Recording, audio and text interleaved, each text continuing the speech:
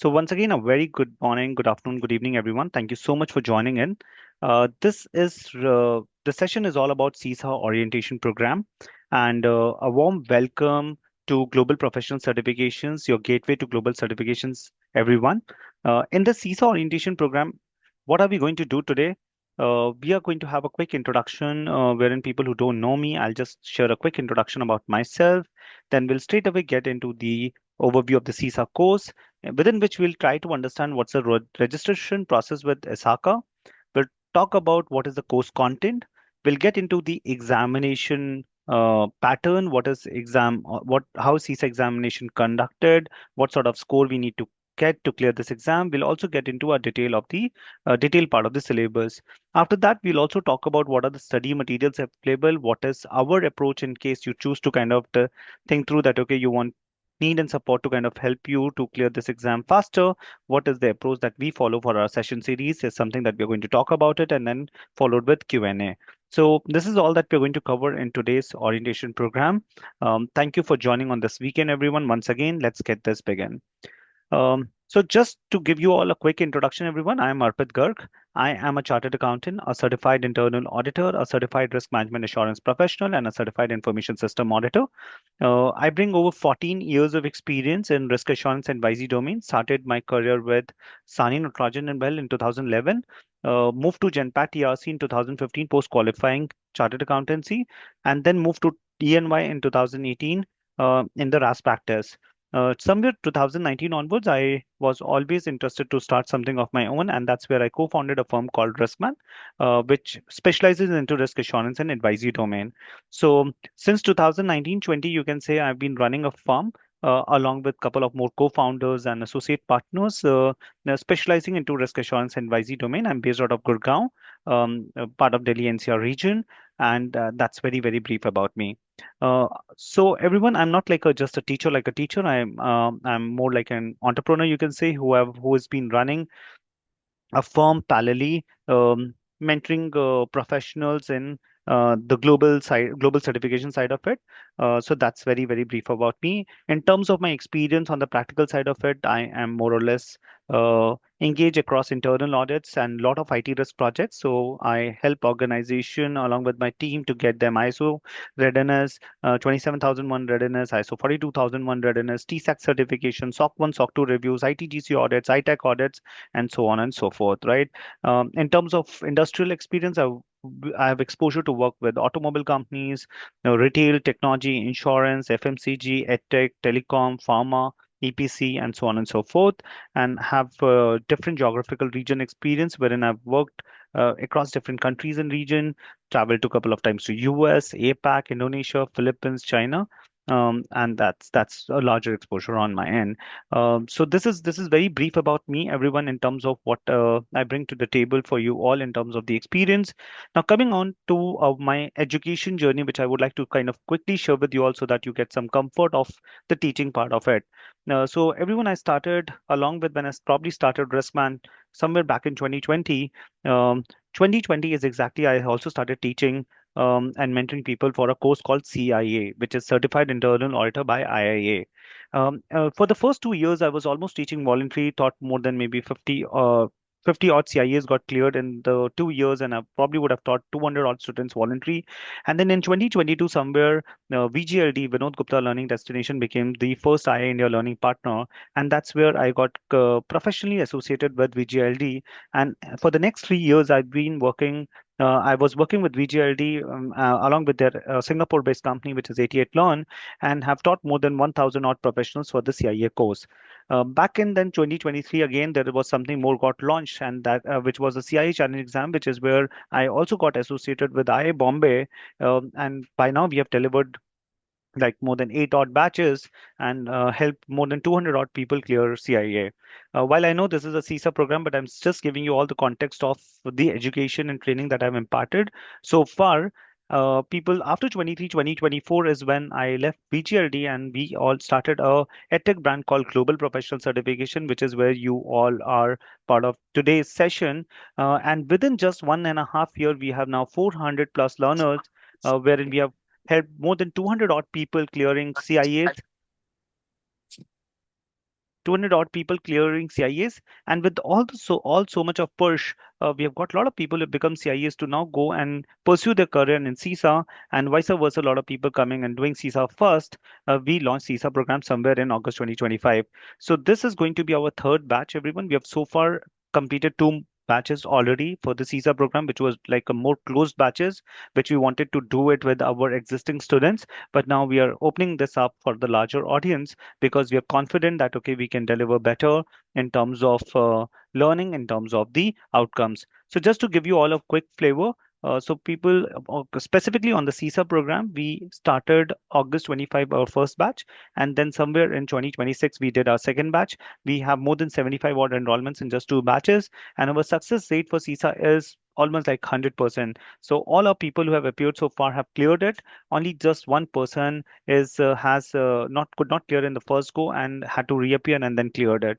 So our success rate is like 90 to 93%, or you can say overall all of those who appeared actually cleared eventually. So this is very brief of the journey of you can say sharing knowledge, which I would like to share with you all, so that you're confident that the session series are conducted in such a way that you get enough and sufficient learning from the practical side of it as well as from the certification pass out standpoint of view as well.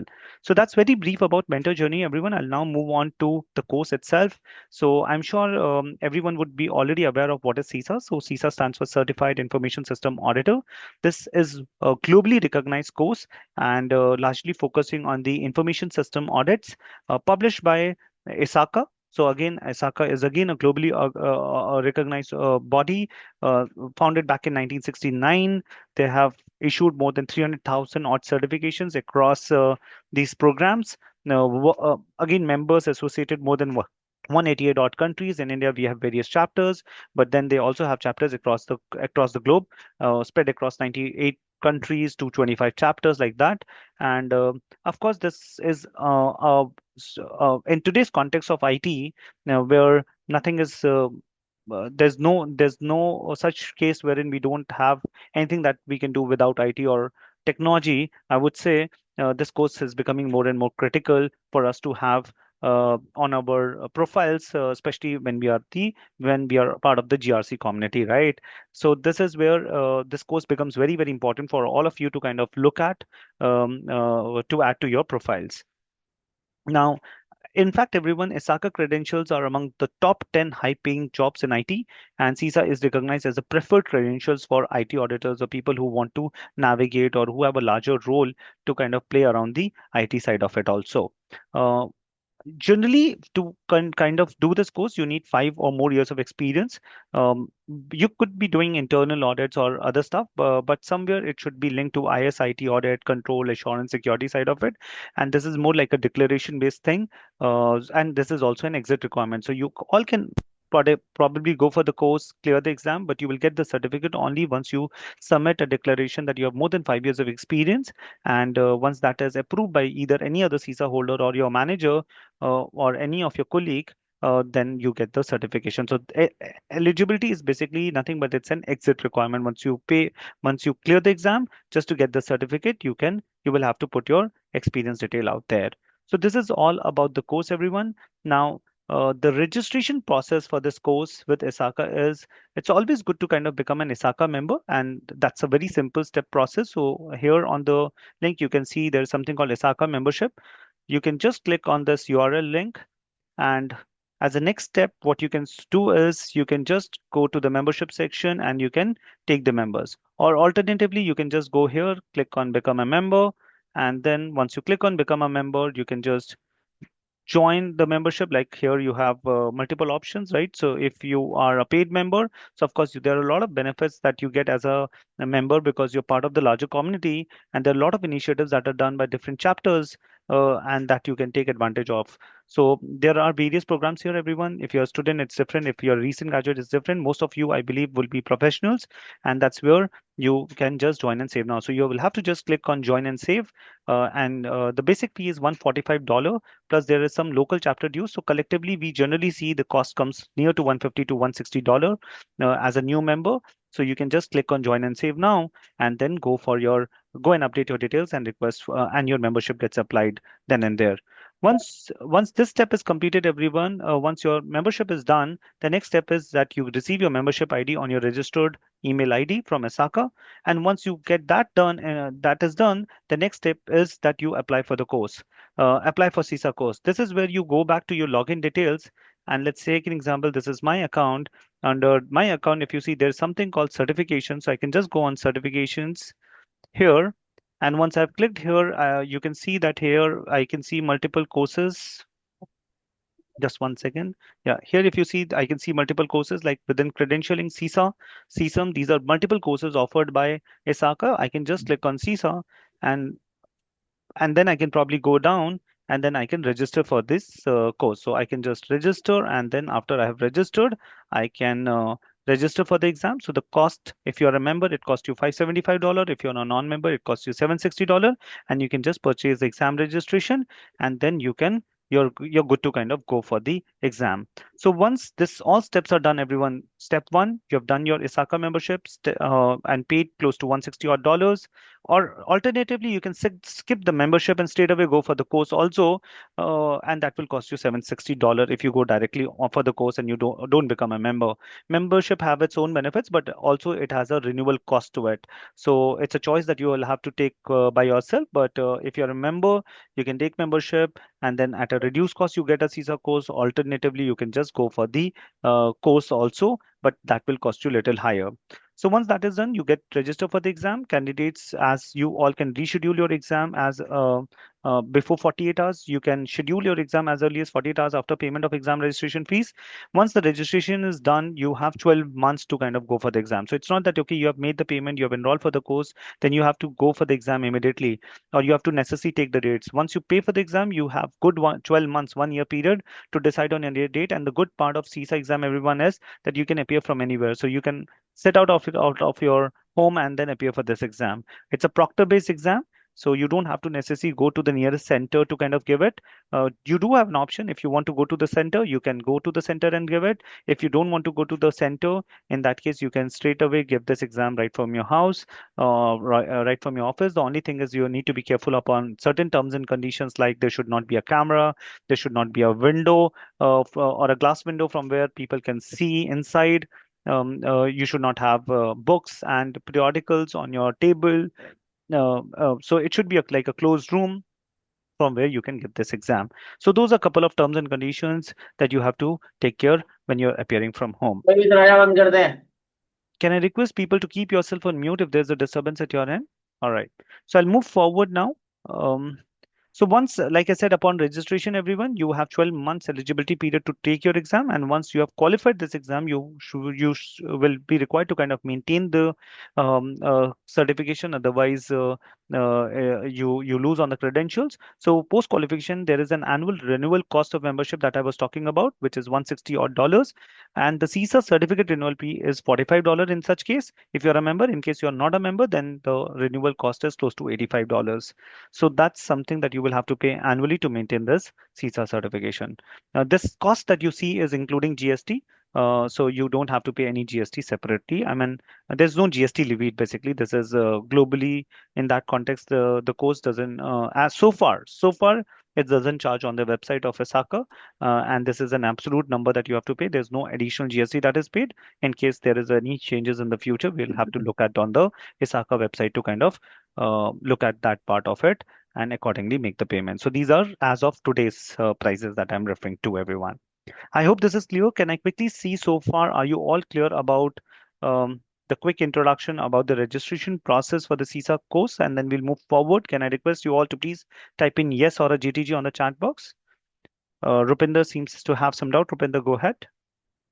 Yeah, hi, Arpit. Actually, I wanted to ask one point. So, you mentioned that once we clear the exam, I can receive the certificate, right? But to get certified, and which you're showing right now, right, that I have to get certified and get myself registered on Osaka, Mm-hmm. we would need a experience certificate of 5 years. Am I correct? Mm-hmm. Yes. So after clearing exam, what I will receive? Is this just a certification of a certificate of completion, right? After clearing the exam, you get the result called as pass, right? So you get a letter for Mhm. pass. But if you need the Okay. certificate, right, the certificate copy wherein it is on the ISACA, you can say ISACA certificate that you keep seeing people publish on their social media, like a Mm. truly CISA certificate, then what you can then we'll have to apply for that certificate, and that certificate basically is there is a cost for that, and so basically you get a pass out letter if you are not applying for the certificate. That's it. Okay, and if I apply for the certificate, I Then you would get a need, certificate copy. okay, and that requires the 5 years experience letter. Yeah, yeah. So that requires a 5 years experience. So you have to be 5 years experience in the domain of overall GRC, which covers, I'm sure, even when you are in GRC, you would touch upon these IT access reviews, ITAC, IT yeah, yeah. governance, right, those stuff. So that is sufficient because this is declaration based. You don't have to you don't have to prove any evidence of your work experience really. It's generally a declaration based that, okay, these are the domains that you have worked on, and then you trigger an Mm. email to a CISA holder already, or you can send it to your colleague, you can send it to your manager, you can send it to anyone, right? That way, and when the person approves, you get it then and there. That's it. Okay, because I also work in EY. I'm in EY Singapore. Okay. So I'm Okay. just thinking because I'm on the assurance team. So my partner, I mean, because I report to the partner, so he needs to approve it, right? So, like I said, Rupinder, it's not necessary that it has to be only partner. I mean, you have a choice. You can send it to any other CISA holder also, right? So, for example, you Ah, can send it okay. to me, or you can send just to your colleague. It is not. It doesn't have to be approved necessarily by your reporting manager or partner. You just have to Okay. mention an email ID, and then the person approves. That's it. And you have to just put the details of the person. That, okay, let's say if you're putting my name, you can say Arpit Garg, and that's let's say he's partner ABC or a mentor, whatever you want to say, and then you can. And as soon as I get an email, I'll just approve. That's it. Oh, okay. Okay. Then It's then I'll take it up with you. Okay, all thank right, you. sure. Yeah. Okay, great. So, yeah, Prakash, you have some doubt before we move forward? Yeah, please go I had cleared this exam 18 years back, okay, ahead. when it was manual. Okay. Of course, I'm having that membership. I have not renewed anything. Of course, even the certification has expired. Hmm. So now, what would be the process? Like the same registration number, what I had 18 years, I can use it, or I have to check with ISACA? You can check with the local chapter, but in my view, you would be still. Are you still an active member? No. No, no, no, no. I'm Okay, so mostly. then you will have to restate that membership first of all with the whatever chapter you have registered, and then once your membership is restated, then you will have to again apply for the course and reappear for the exam. Okay. And this proctor exam, when will we get the result? Immediate after, So you you know. get the result immediately as whatever pass fail, but an official result comes after some time. But you get the quick reflection of the result on the screen as soon as you submit, and then the screen gets auto closed. Okay. And what are the, because compared to the CIA, what is the passing percentage here? Much higher, much higher. I'll come on that. Just from few Okay. seconds, Okay. I'll just get into Fine, the fine, fine. exam Yeah, piece. carry on. Yeah, yeah. This Okay. carry on. Yeah. So this was all registration process, everyone, for what we have to do. I hope this is clear. Can I quickly see more and more yeses or good to goes on the chat box, please? Are you all still with me? And are you all clear with the registration process? Can I see more and more yeses and GTGs on the chat box? All right, great. So people, now the next piece is where we go into the course content, and then we will get into the exam piece also. So CISA program, we have 5 domains in this program. So for the CISA course, the first domain is information system auditing process. This has a tentative weightage of 18%. Then we have something on governance and management of IT. Then we have the entire SDLC process. Then we have something on the domain 4 called as business resilience and information system operation. This is mostly touching upon the BCP DR side of it, backup side of it. And then we have the domain 5, which is on the protection of information assets. So this is a critical domain. This is where we talk about the various types of IT control, cybersecurity, and other related topics under the domain. So this is a bigger topic, right? Domain 4 and domain 5 are quite a long, lengthy topics, and this has tentative weightage of 26 and 26%. So that's how the split is. So there are total 5 domains. In the 5 domains, this is how the weightage of the exam is split across. Now, this is not a fixed weightage, everyone. So it's not that, okay, whatever the total number of MCQs multiplied by 18% is what you get or you get in sequence. It's going to be all mix up. And this is just tentative in nature, but this is how the tentative weightage works. Now, if I have to go a little bit more in detail, people, so total 150 MCQs for the CISA exam will be tested. You have 4 hours for this exam. So Prakash, first of all, in your, and for just to compare, because you mentioned for CIA, in CIA exam, you get, especially for CIA Challenge, which is a one-shot exam, you get from 150 MCQs, you get 180 minutes, so 3 hours. But in CISA, you get 4 hours for appearing Over. for this exam. Okay, so you get an extra, almost an hour extra to kind of go for the exam. The break is not available in this exam. Um, and the good part here in CISA exam is that we just need 56.25% and above to clear. So we need a score of 450 out of 800 to clear this exam as compared to CIA, because Prakash, you mentioned, and just for people with if anyone is of CIA is with the CIA background, we need to get 600 out of 750, which is 80% and above to clear CIA exam. So in terms of the difficulty, of course, CISA is comparatively far easier as compared to CIA, right? So CIA we need to get 600 out of 750, above 88, above 80%, and then we also have 1 hour less to kind of go for the exam. And CISA we get 4 hours to kind of go for 150 MCQs, which is more than sufficient, and you just need to score for 450 out of 800 or higher to pass this exam. That is equal to 56.25% and above.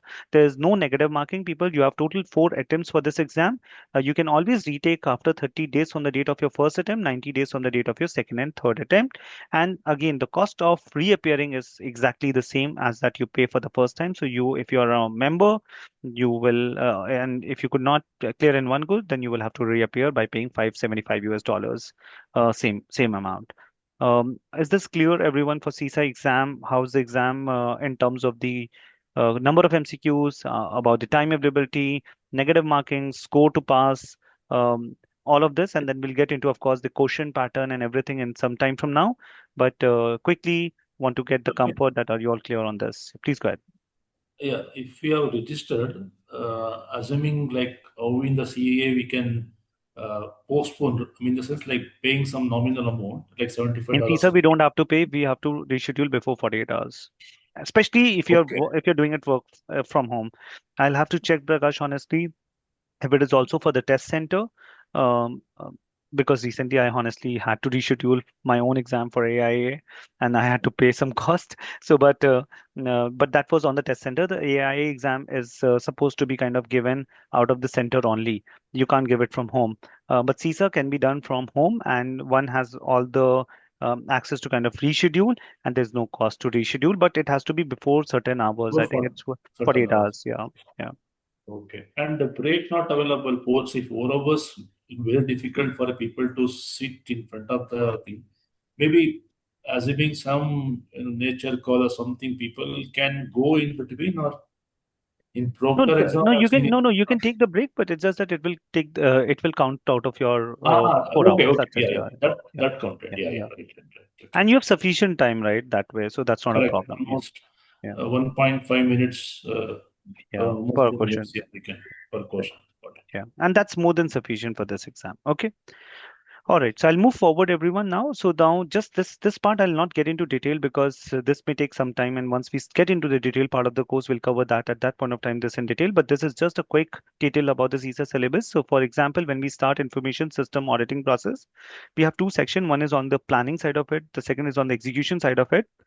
And within planning, we basically learn things like what are IS audit standards, what are IS audit guidelines, how are standard different from guidelines, what are the different types of audits that are there, what is risk-based auditing, what are the different types of controls and consideration in planning part, and then how do we execute? So here we learn project management, testing, sampling, evidence collection, data analytics. In fact, within this also, there's a topic called QAIP. Can I request people to please be on mute? Please slightly be careful, everyone. This impacts the flow of the class. Can I request all of you to please keep yourself on mute if there's a disturbance at your end? All right. And then we move forward to the next domain, everyone, domain two, which is governance and management of IT, wherein we'll talk about IT governance. We'll touch upon that, okay, if we have to look at IT governance, in those cases, we need to consider the laws, regulations, and industry standards of the applicable organization, the structures, the policies, the enterprise architecture, ERM related topic, privacy related topics, data governance related topics from governance standpoint of view. And likewise, when we are going to talk about IT management, we're going to talk about IT vendor management, IT performance monitoring, and so on and so forth. So this is all part of domain one, domain two. Domain three is all about SDLC. Like I said, it covers the entire SDLC piece. Domain four is all about information system operations and business resilience, a very big topic. Here we learn a lot of things like IT components, IT asset management, job scheduling, system interface, very important shadow IT, and end user computing, change management, problem management, incident management, database management. Business resilience is all about BCP DR part. So very, very interesting of what we practically do in the in our organizations. All of that is generally covered. So it's very comprehensive, everyone, that way. CSAT syllabus, and eventually the fifth domain is all about protection of information asset, under which we learn everything around information asset security and control and security event management. This is where we learn about infosec policies, different types of controls like physical, environmental, access, endpoint, DLP, data encryption, PKIs, cloud, mobile, IoT, uh, all of this, virtual machines, virtual environments, all of this is something that we're going to cover in the domain 5, section A, and then followed with SIM, SOC, SOAR, security monitoring logs, IPS, IDS, almost forensic. All of that is something that is part of your security event management. So that way, whatever an IS auditor, as an IT auditors, as an information system auditors, whatever we do is quite comprehensively covered in CISA exam, and in our learning course. All right, so this is very brief uh, about what you go into detail of the CISA syllabus, everyone. Now, in terms of study material, what do we do? So, everyone, what we have done is we have built up the PPT slides for you all, which is a concept building and summarized PPT slides. And then every session that we do is recorded, and we have close to 900 plus MCQs domain wise. For each domain, we have 100 plus MCQs, and then we have additional MCQs, set one, which is 100, and two mock exams of 150 MCQs each on our own LMS. And I'll just quickly show how does this look like, so that you get a fair understanding on so that you get a fair understanding of the LMS, everyone. Just 1 second.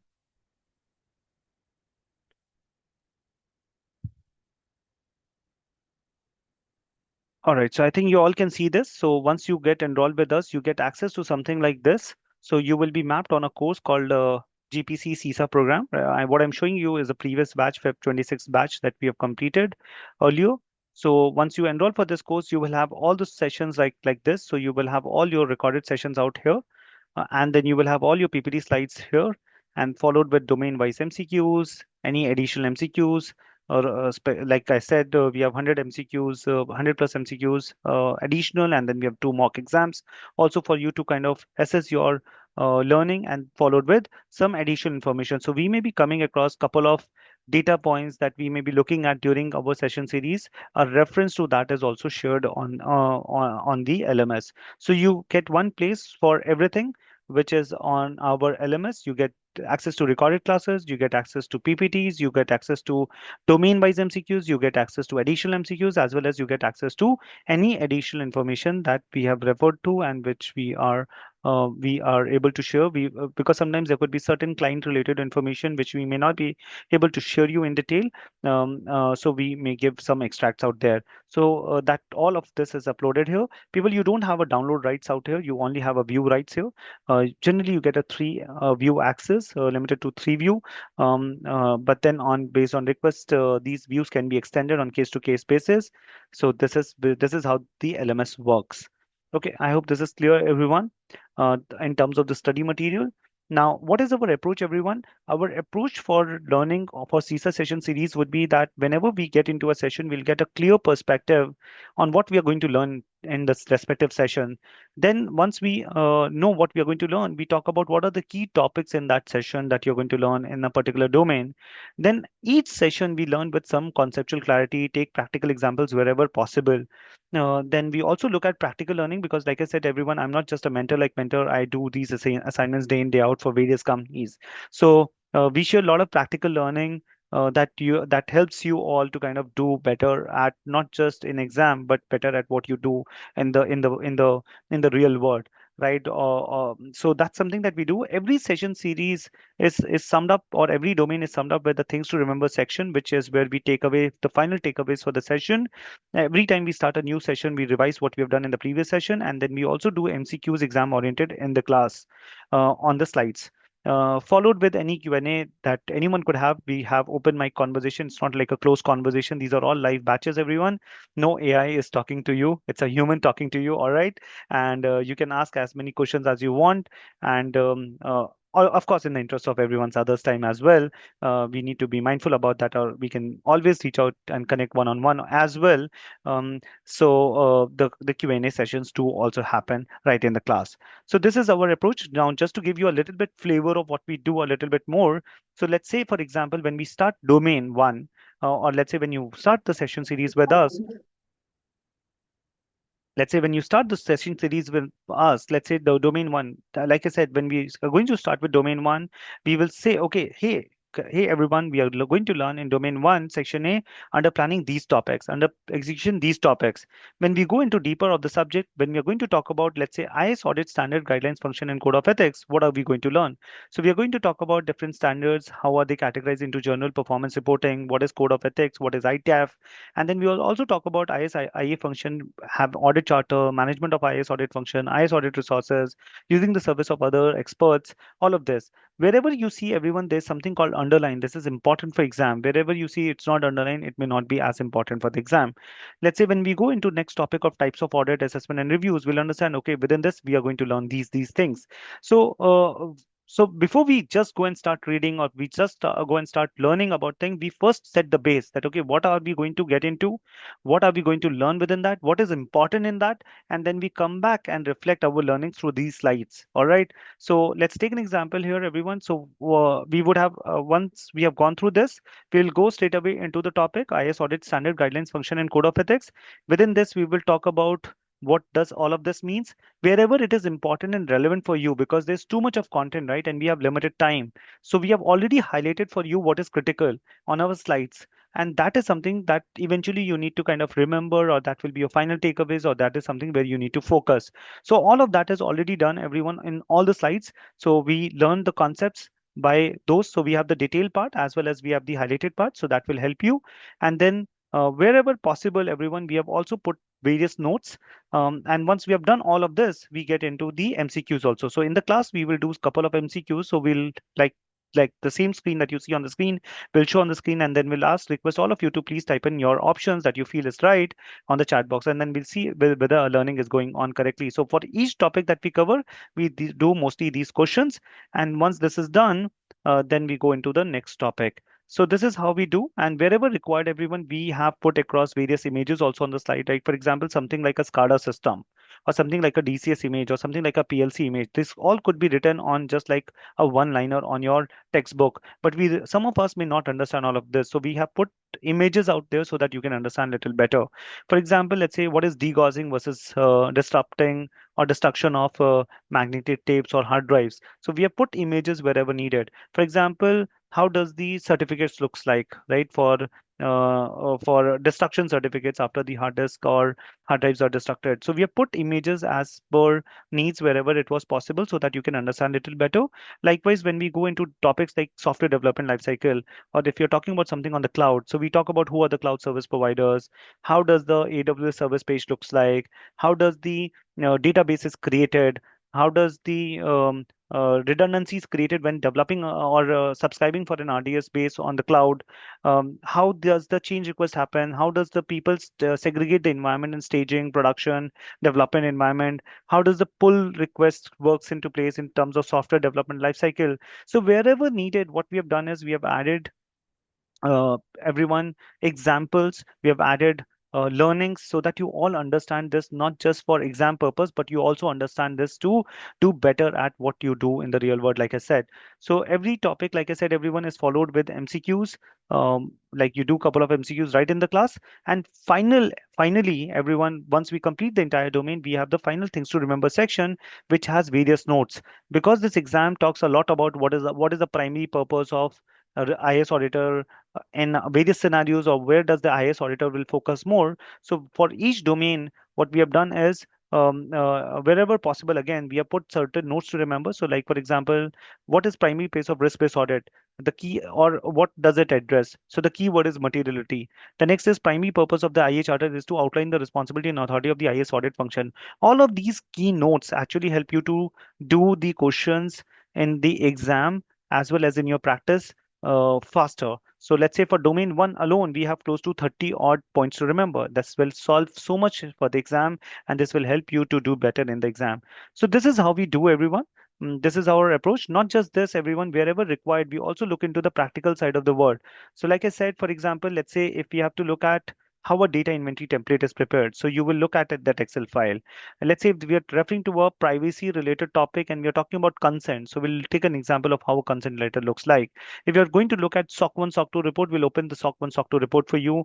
And let's say if you're learning about bridge letter, then we'll open a bridge letter on how does it look like for you. Similarly, let's say if you're going to talk about BCP as a topic, we'll look at what is in BCP, what is ISO 22301, what form of documentation hierarchy can be prepared. We look at a sample BIA document. We look at sample pre-disaster, post-disaster file. We'll look at sample calling tree. So this is not just your mugging up. Okay, there's something called BCP-DR. There's something called as a reciprocal arrangement. There's something called as a mirror backup, and you learn, memorize, and go for the exam. You will look at the real documentation. Like I said, some of it we can share, some of it we may not, but at least you will get the context in the exam because this may have some of the critical client informations as well. So we may not be able to share the full details. Let's say when we are going to look at the work program, we look at actually how Azure audit work program looks like, how a blockchain audit work programs look like, how a BCP audit work program looks like. So you will learn this not just, like I said, by going through only the content. Uh, you will be able to connect the dots so that you can understand this topic really, really well.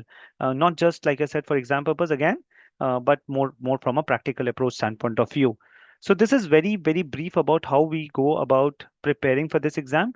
Everyone, you will also eventually have options if you want to go ahead. You can purchase ISACA question bank as well as ISACA content from us. We are under discussion with ISACA for that, but we don't want to formally comment and close this conversation in this orientation program, and we'll keep you all posted. If you find that you want to do and go for that, you can look for those options as well. In case anyone want that support as well. So before I take up the questions, and then I'll keep the house open for the Q&A.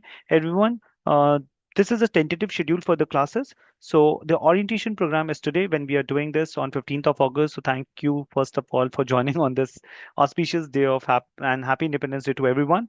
So thank you for joining on this day. This is where we do the orientation program. We are starting the session series on Sunday. It starts at 8:30 a.m. in the morning to 11:30 a.m. In the morning itself, IST. This is going to be your Indian time.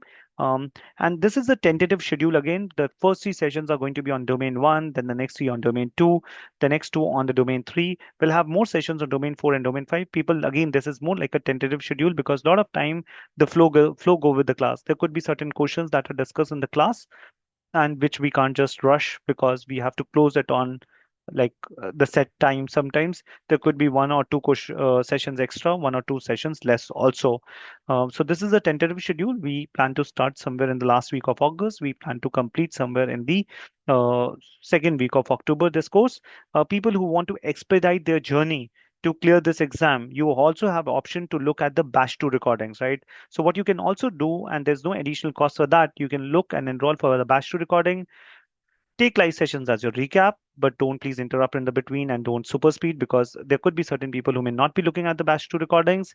So let's go with the flow. You can leverage the batch 2 recordings and straight away go for the exam, or you can do all live sessions and later on again look at these recordings and go for the exam. In case you are not able to attend any of the session, everything gets recorded, uploaded same day on the LMS. You can leverage, do learn from that, and the next very day you can come with the overall coverage that way. So our target is generally everyone, we keep pushing people to complete the exam and go for the exam in 2 3 weeks from completion of batch because that's where you remember everything latest in your mind and that helps you to clear the exam faster, right? So that's the schedule. and that's for the exam. The target people, we are already in August, mid of August. If you choose to enroll with us, we would love to see you passing by October and by anyhow, even if you attend live sessions all. Uh, we would be happy to see you clearing this exam in the next 1 month if you want to leverage the recordings as well. So you have both the choice. You can, and in fact, it's not both the choice. You can avail for both, right? So there's no extra cost for that. You can enroll for the recorded version of previous session. You can always look at the latest version of the session. People, like any human being, or as like any auditor, we keep improving. So there's no substantial change in what we would have done in batch 1 to batch 2, or what we are going to do between batch 2 and batch 3. But of course, as a human, we improve. As a course, also we improve. As a class, we also improve, right? So there could always be a scope of some improvements here and there, but we have, since the results have been lovely, you don't have to be skeptical about that. Okay, is the previous batch sufficient or not? I think it's more than sufficient. The recording itself helps, but if you still want to be part of live batch, why not, right? So we keep refreshing, we keep improving on our quality, so that we become better day by day. And so in the classes you may see some new slides, some redundant or extra content that we may feel that no, this was too much, and the earlier feedback was this may not as relevant, so we may have removed it. So those kind of minor changes could be there, but there's no change in syllabus from ISACA. So whatever we have done in batch 2, or in fact batch 1, and what we are going to do in batch 3 is going to be on the similar lines, and that's going to be our schedule for the class. Just to give you a little bit more flavor about what we are, everyone. So we do participate in various institutes. Our people achievers do are recognized on various magazines. They are awarded in various conferences. We have students from the top corporates. uh, we have a lovely website which is in the name of Global Professional Certifications. I'll just quickly show you all that. Um, Everyone, so this is where our website lies.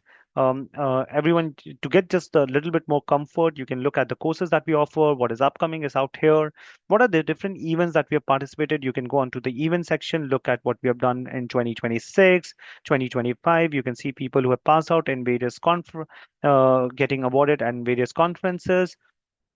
Let's take this as an example. If you see in March 2025, these are various people who have got rewarded at various chapters, and these are all students from our community. People, beside this, we also have a lovely page called Success Stories. So you can go on the success stories and see people who have enrolled with us. You can go and look at our various testimonials that are there for various courses like Partwise Challenge, CISA. These are all the video recordings. So these are video walls. Then we also have a lot of people who have given us the feedback when in a written form. Those you can see it out here. You can see our wall of excellence out here, where you can see people from various groups who have cleared different courses are out here variously, and this keeps getting updated. So this is all about us. People, we also have something called as, and this is something I want to share with you. This is something called GRC Openings. This is a platform which is a give back initiative of Global Profession Certification, which we have curated for GRC professionals. This is under the you can say this is the platform that we are creating for people to kind of leverage uh, to either look for job opportunities or post job opportunities. We have been getting a lot of requests wherein people have either requested for the right profiles from our community, or people have actually reach out to us for looking for a good opportunity. In both the cases, what we have done is we have created a platform called GRC Openings, and within which both employer and employee can just go on the login page. A job seeker can create an account, an employer can create an account, and then whenever an employer can create an account, they can just go out and post the job. Job seekers can look for job opportunities and then accordingly apply for the job. And if you're selected, shortlisted, then you can take your then this could help your career to evolve. People, this platform I would not say is a very mature platform at this point of time. I mean, it is mature in terms of the app web application or platform itself is mature, but do you see a huge subscriber to it? The answer is no. We have just launched this probably 1.5 month back, and this is the time when we are going to our community, we are informing it, and we are now going to educate them. This is a niche platform going to be for the GRC professionals, wherein if you're looking for your resources for your team, you can just go and create your employee login and post a job. Most of it is already done. You will have to create your one-time profile, and after that, you can just go ahead and post a job, and all the job seekers will get notification. Whoever applies, you can look at the profiles, you can look at the expectations, you can shortlist, and you can reach out to the candidate and do the entire management of the candidate profiles through your employer account. And likewise for job seekers, whoever is looking for the job opportunities can apply for the jobs that you see on your portal. If you're shortlisted, you will get the notification emails, and then you can accordingly also update your profiles, and you can keep applying, and you can look at your dashboards to see where your status stands. So this is, like I said, is something that we are trying to do as a give back initiative, everyone. Like I said, don't expect this to be like a LinkedIn of the word today. I mean, honestly, they would have taken their own time. We are trying to take our own time, and this will be an encouraging platform to various people, something which is going to be niche for our community. And in the long term, I'm sure that this could be a successful platform for both the employers as well as the job seekers. And that's why we have created this for the community. So this is very, very brief about me, everyone. This is exactly what we wanted to cover in today's session. That's all from our end. Thank you, everyone. For any contact details, for anything that you want to know about the course in terms of the fees, in terms of the, I think I've already covered the schedule. Only the fees part is not covered. So for that, I would sincerely request you all to please reach out to Natik from our team. He's part of our student success team. The numbers are out here. The email ID is also mentioned here. So if you have anything, please reach out to this phone number or this email ID, and we will look forward to see you in our CISA session series. Before we wrap it up, everyone, I'll just go back to the program. So we were supposed to do the introduction. We were supposed to take a look on the overview of the course. We were supposed to look at the registration process, the content, the exam piece, the detailed syllabus, what is our approach, what is the study content that we're going to use, and have the house open for Q&A. So any doubts, happy to answer. We'll keep the house open for any Q&A, and with that, we'll take up some questions. And if anything is still left out, you can reach out to me separately. Also, everyone, my number is 93505 35505. I'm available on the WhatsApp on this number. You can reach out to me separately as well. All right, so open house for the questions. If anyone have any questions, happy to answer. Arpit, do you have a CPE requirement after completion of Yes, this yes, yes, certification, yes, yes. similar We to do have. CIA? Yes, but more or less it's on the similar line. So you can use what you've done here to there. If let's say, in fact, the courses itself help. If you've done CIA, that also give you certain CP hours. So you can use for CISA. You've done CISA, you can need to use it in CIA. You're part of your conferences. All of that can be used. It's not that okay for CP hours you will have to do ISACA trainings on your ISACA courses only. Okay, so vice versa, whatever we do here, we can show it Use it as a here. Yeah, CPE. yeah. Okay. Okay. Rupinder, go ahead, and then I'll take up the questions on the chat box. Go ahead, please. Yeah, I just wanted to ask about the textbook. So once we register on the ISACA website, they will Hmm. also send us books, is it? And your content would only be in PPT. Yeah, Is it correct? Rupinder, so basically the textbook is an additional cost. The ISACA Q&A is an additional cost, but the cost that I've shared with you of $575, if you remember, is something Mm. that is going to be only for the exam. Okay, exam voucher. That cost is only exam voucher related cost. If you have to go for the book, ISACA book, and the question bank, there is an additional cost, and then there is a different pricing. If you remember, it's a different pricing. If you're not a member, it's a different pricing. But like I said, Rupinder, we are also in the process of discussing with ISACA globally to become an authorized training partner of them. If that happens, we can help you with the overall package also, compatibly at a better price.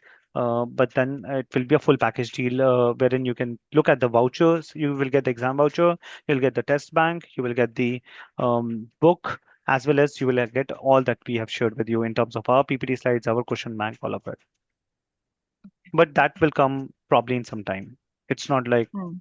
today's thing. Immediate. Mm. Yeah, it's Okay, not like okay. something but I think what you can do is if you're planning to kind of enroll, or you've already enrolled, sorry, I may not have the updated status with me, or it may not be on my mind, Rupinder, is that you can start your learning, right? And slowly and gradually you can do the rest of the piece on the go.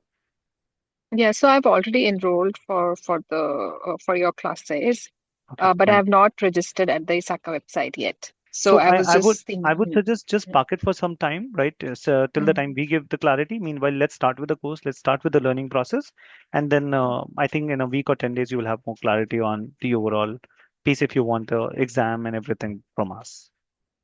Okay, So thank you. that will be extra cost, right, Arpit? Sure, If Prakash, we, of course, yes. but discounted price. Let's see. I honestly Okay. can't comment on that yet because it's not yet finalized. Yes. Yeah, yeah, right. Yeah. Okay. All right. So I'll take up the questions now. Aditya has written, I am purely a banking operation guy with no IT background. How will it helps in terms of difficulty, applicability, etc.? I'm presently risk assurance, internal controls, CFE qualified, no direct audit experience. So, Aditya, first of all, you will have to evaluate whether how does it help, right, to you. I'm sure with yeah, but you're into GRC, right? You're into risk assurance, internal controls, you're saying. Am I correct? So I think, see, today, see, when we look at risk assurance internal controls, I don't know why we say this, but see, anything that we are auditing today, we are somewhere in touch with IT, right? Even if you're doing a P2P audit, procure to pay audit, we'll look at various aspects in P2P also from IT aspect, right? Maybe we'll do a application controls of the tool. We'll look at the access part of it, right? We'll look at the SOD part of it. We'll look at a lot of things that way. We may not get into the security operations center or the security and incident event management, all of those aspects, but we touch upon IT here and there. Um, Aditya, to be honest, from the practical side of it, I think without IT and without understanding on these topics, it's very difficult to be relevant in today's market.